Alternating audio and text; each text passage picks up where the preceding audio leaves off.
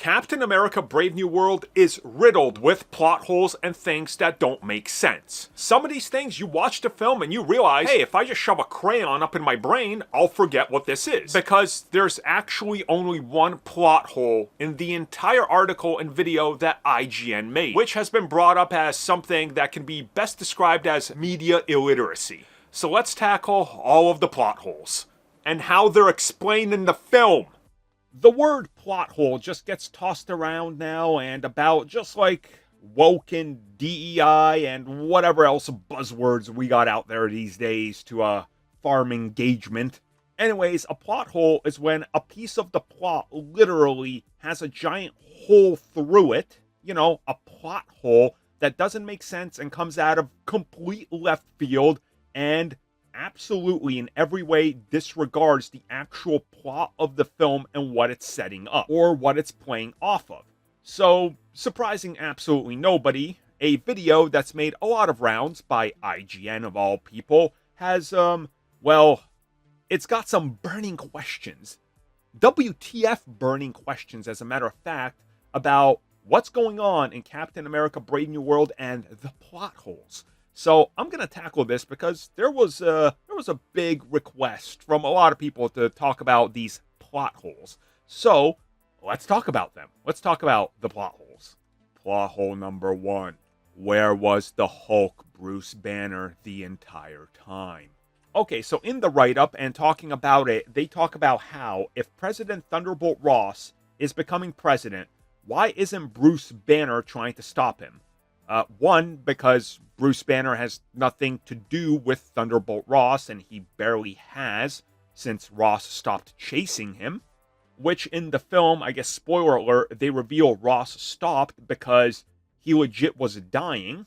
And with the Sokovia Accords and everything like that, he was trying to position himself into a position where he could run the government. Oh hey, look at that, he succeeded, he became president. So where was the Hulk? Well, let's put it this way, again, spoilers, right? The Red Hulk, Thunderbolt Ross becomes the Red Hulk literally in the last act in the film in Washington, D.C., when he's giving a press conference. Now, for the Hulk Bruce Banner to show up, this would mean that Bruce had to have been within, like, what? A 1 to 2 minute vicinity of Washington, D.C.? If he's in a rebuilt Avengers campus, he's in upstate New York. Last we saw of him, he was in California with She-Hulk and his son. Even if he was in what was Avengers Tower, he's still in central New York in Manhattan. Why would people expect him to show up when Red Hulk is owning the film literally for a battle sequence and then he's de-Hulked? You know, this is the same argument that people had for Iron Man 3 and Captain America the Winter Soldier and so many Phase 1 and 2 films. Why doesn't X character show up at X time or specific location? Because they're not around at the time. So there we go. That's why the plot hole of Where's the Hulk isn't an actual plot hole. Because he's never brought up. He had nothing to do with this film. Issue number 2 that IGN has. Why is Red Hulk so much like Green Hulk? Okay, so in the comics, Red Hulk is in control of his anger issues and everything. And he essentially is like Hulk modern day in the MCU where, you know, he's in full control of everything. He's aware of what he's doing, just like Bruce Banner is. So why exactly is he so anger-filled and rage-filled in this? Why is he such a loose monster? Well, as the film and the plot in the film describes, he didn't know he was becoming the Red Hulk. The leader literally manipulated him by saving his life and having him take pills that he didn't know were excessive amounts of gamma that he put into him to bring out what he was experimenting on. This is explained in the film not once, but twice. And Ross, having never had control and always being a loose cannon, which they also address in the film, was pushed to his limits and, well, hulks out. If he just turned into a sentient Hulk that could control all his anger, you would not have had the Red Hulk you had in this. Instead, you would have had Thunderbolt Ross, who's calm and just goes, oh yeah, you know what, you're right, we don't need to fight. I need to just morph down. And then it's over. The whole point of Thunderbolt Ross in this film was that he is controlling his anger the best he can up until he can't, because it's a facade. And then he hulks out when the ultimate plan and the ultimate lie that he was working on is exposed to the entire world. He is on a literal global stage when it's revealed that he was lying, and he is in fact using Gamma to literally make himself better. It was the leader's plot. It's in the film. The next plot point that doesn't make sense and plot hole. Where was the leader the entire time since the Incredible Hulk to this film? Well, since that's covered in the film not once, not twice, but thrice, they literally say Thunderbolt Ross, after the Harlem incident, found the leader, realized what he was doing, kept him captive, infused more Gamma into him, and then had him locked up in a special government-protected facility that's not on the map, and he would go periodically to have Samuel Stearns, aka the leader, literally try to fix him. This is when the leader decided that he could infuse Ross with more Gamma and, well, turn him into this rage monster if Ross held up his end of the bargain and wouldn't happen. If he didn't, it would. Ross doesn't, the leader executes his ultimate plan. It's explained in the movie 3 times. The next plot hole. Why is Bucky Barnes a politician now?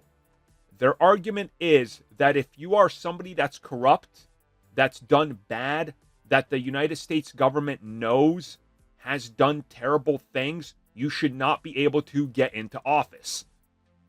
This film literally shows us that Thunderbolt Ross became president. On top of this, have you guys looked at the United States? I'm going to leave it at that. The next plot hole.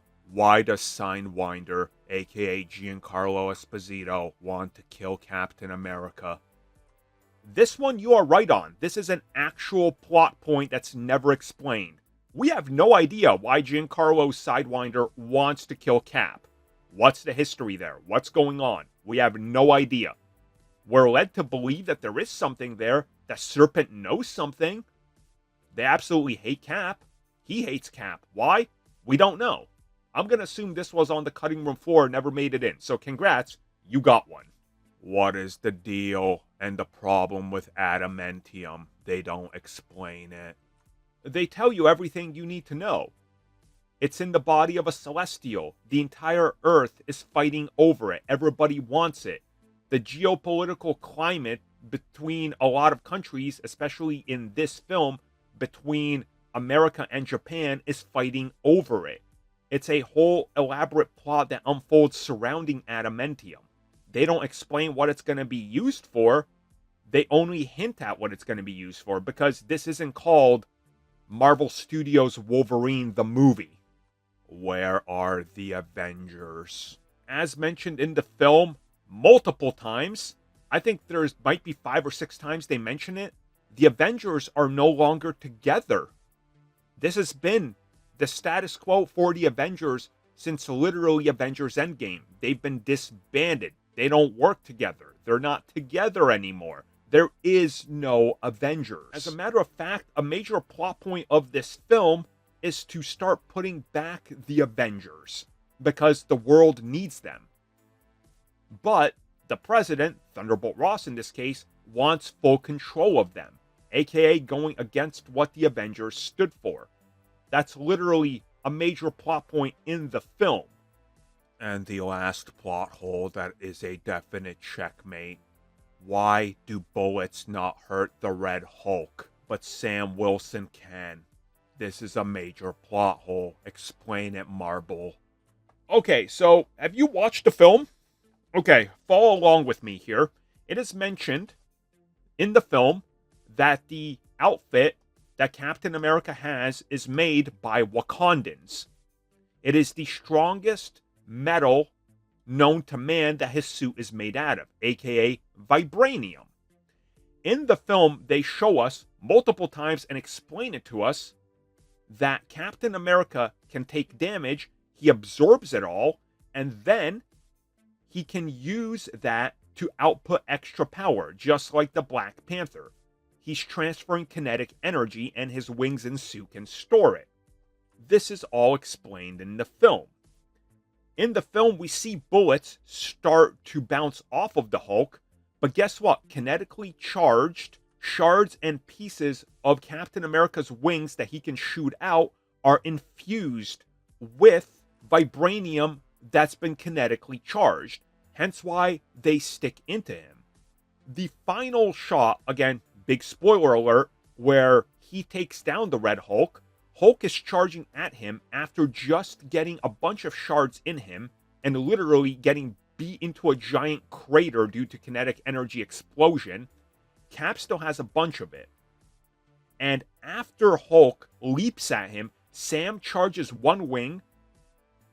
All the energy transfers into it. You can tell it's visually conveyed in there because, again, they explain how it works. And he literally pierces through, under his rib, through his body. And as the Hulk is standing there, he speaks to his humanity by mentioning, well, the cherry blossoms, which are a major plot point, talking about how he wanted to walk through this with Betty, to remember Betty and that this isn't what she would want. And that's when he steps down. So there we go. I literally just explained every single plot hole but one, which is a legitimate plot hole issue, which is Sidewinder. See, it's not that hard. You know how I figured all this out? By watching the film 3 times. Actually, I picked up on most of this the first viewing because I have a brain, but hey, here we are. So there you go, everybody. Thanks for watching my IGN is idiots and didn't understand or don't understand how plot holes work or what they are. That's like saying, you know what doesn't make sense? Why does Two-Face in The Dark Knight become Two-Face? Well, did you watch the film? It's in the film that you claim is the greatest thing ever. See how this works? It's so stupid. Just watch the film. My God. But no, I need a 38-minute explained video that's going to cover how the Axis powers rose against the Allies for some reason. Anyways, check out NordVPN or something. Thank you for checking out that video, and thank you for your continued support. Feel free to like, share, subscribe, do whatever you will, and if you're so inclined and would like some additional content from us, which includes unfiltered content and bonus discussions, we do offer exclusively in our member section. We hope to see you there. So thank you for watching, and have a good one.